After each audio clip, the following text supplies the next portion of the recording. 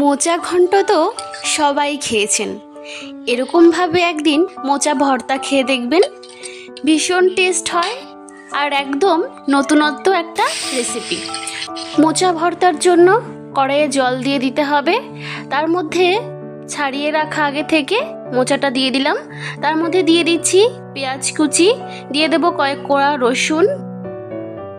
14 থেকে 15 মিনিট ভালো করে এটাকে সিদ্ধ করে নিতে হবে।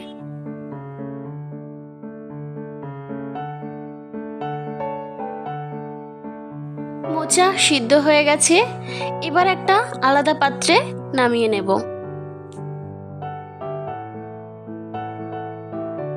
কিছুক্ষণের জন্য ঠান্ডা হতে দেব, ততক্ষণে কড়াইয়ে আমি চিংড়ি মাছ ভেজে নিচ্ছি।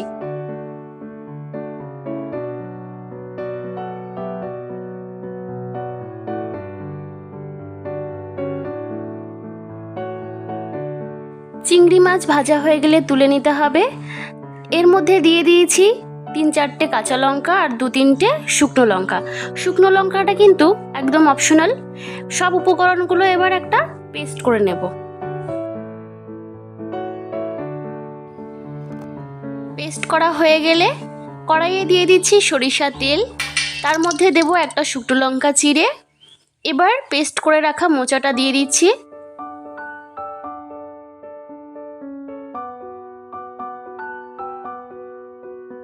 হাই ফ্লেমে 10 মিনিট মতো ভালো করে কষিয়ে নেব।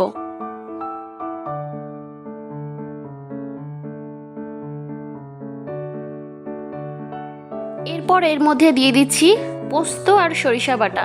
এটা কিন্তু একদম অপশনাল, আমি দিয়েছি কারণ আমার কাছে পোস্ত বাটা সরিষা বাটা ছিল, আর দিলে বেশ মন্দ লাগে না, টেস্টটা বেশ ভালোই আসে। চামচ লবণ দিয়েছি, দেবো আর একটু হলুদ। এরপর আবারও মেয়ের সাথে ভালো করে কষাবো।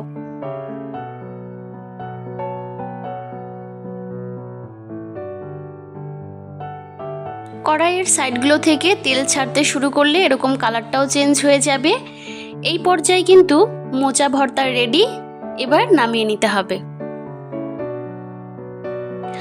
গরম ভাতের সাথে যে কোনো ভর্তাই কিন্তু খুব ভালো লাগে, আর এই মোচা ভর্তার তো কোনো তুলনাই হবে না। দেখা হচ্ছে নতুন আরেকটা রেসিপিতে।